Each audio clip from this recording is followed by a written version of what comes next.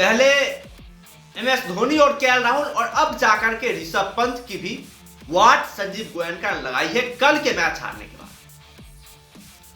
वैसे तो संजीव गोयनका की आदत पड़ गई है, जब इनकी टीम मैच हारती है तो जो कैप्टन होते हैं उनको ये अक्सर पब्लिक प्लेस में टोकते हैं, पूछते हैं, उनसे पब्लिक प्लेस में ही उलझने की कोशिश करते हैं संजीव गोयनका।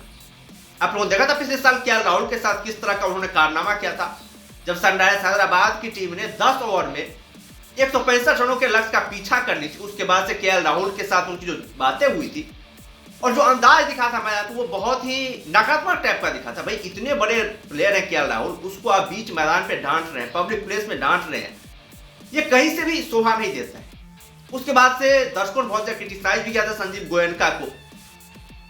फिर उसके बाद से KL राहुल को टीम से बाहर भी निकाल दिया गया और अब एक बार फिर से जिस ऋषभ पंत को 27 करोड़ की रकम देकर के लखनऊ सुपर जायंट्स की टीम ने अपने पास खरीदा, उस ऋषभ पंत के परफॉर्मेंस को देखते हुए, उनकी कैप्टनशिप को देखते हुए लखनऊ सुपर जायंट्स के मालिक संजीव गोयनका ने कल जब लखनऊ सुपर जायंट्स की टीम दिल्ली कैपिटल्स से हारी, उसके बाद से बीच मैदान पर कुछ बतियाते हुए नजर आए। जो उनका रिएक्शन था, जो उनका अंदाज था, उसे देख करके तो ऐसा ही लग रहा था कि ऋषभ पंत को भी मतलब कुछ बातें उन्होंने कही है।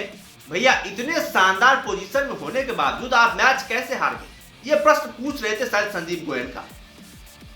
क्योंकि कल जो हुआ ना वो मतलब चमत्कार से कम नहीं था। मतलब एक असंभव दिखने वाले मैच को, एक ऐसा मैच जो कि पूरी तरीके से दिल्ली के कब्जे से निकल चुका था, लेकिन एक इंपैक्ट प्लेयर के रूप में आशुतोष शर्मा आता है और उस मैच को जो है लखनऊ सुपर जायंट्स के जबड़े से खींच करके दिल्ली कैपिटल्स के पाले में डाल देता है और मैच जिता देता है। वो भी 3 गेंद पहले ही फिनिश कर देता है। जो दिल्ली कैपिटल्स की हालात थी, उस हालात को देखते हुए सबने ये मान लिया था कि भाई दिल्ली कैपिटल्स टीम अब मैच नहीं जीत सकती है।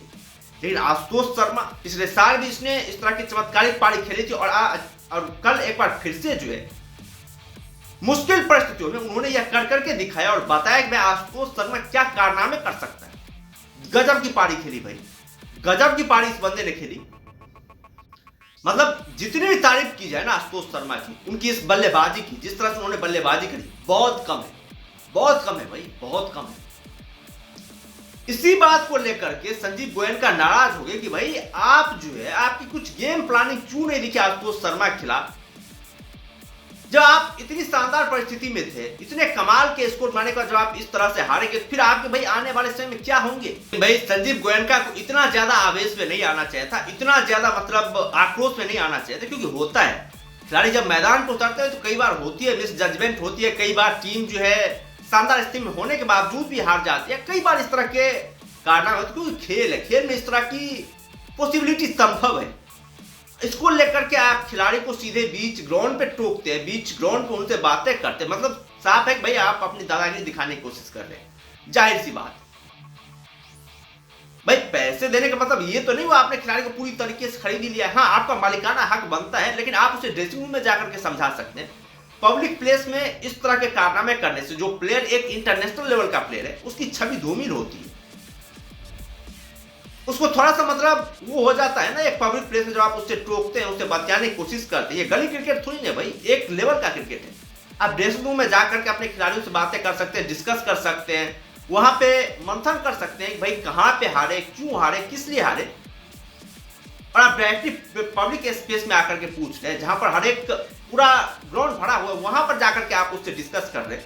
ये कहीं की कोई मतलब बातें नहीं हुई भाई। हर एक टीम के मतलब ओनर है, हर एक टीम हारती है, बड़े बड़े पॉइंट से हारती है, जीते हुए मैच में हारती है, लेकिन ड्रेसिंग रूम में जाकर के डिस्कस होती है, ड्रेसिंग रूम में इसको लेकर के चर्चाएं होती है, भाई आपने कहां हारे, किस लिए हारे, क्या समस्याएं हुई, क्या आपको चाहिए, इस तरह के पॉइंट्स ड्रेसिंग रूम में जाकर के डिस्कस होती है। लेकिन यहाँ पर बीच ग्राउंड पे टोका जाता है।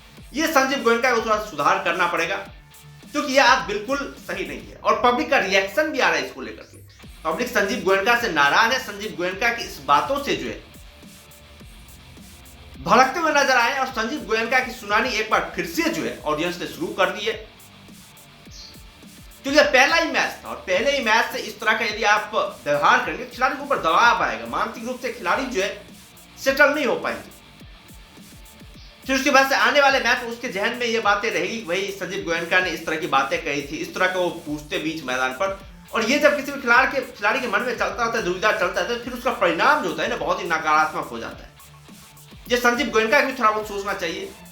खैर, आप लोग क्या कहना है लखनऊ सुपर जायंट्स के ओनर संजीव गोयनका के इस बिहेवियर पर, जो बिहेवियर उन्होंने ऋषभ पंत के साथ बीच मैदान पर दिखाई है, जिस तरह से उन्होंने ऋषभ पंत से को स्लैच करने की कोशिश करी है, उसको लेकर के आप लोगों का क्या कहना है? आप लोग अपना राय जो है कमेंट बॉक्स में दे सकते हैं। और इस चैनल पर नहीं है, चैनल को जरूर सब्सक्राइब कर सकते हैं ताकि आने वाले वीडियोज की लेटेस्ट नोटिफिकेशन जो है आप लोगों तक पहुंचती रहे। बाकी हम लोग फिर मिलते हैं नई वीडियो के साथ, दमदार कंटेंट के साथ। तब तक के लिए धन्यवाद।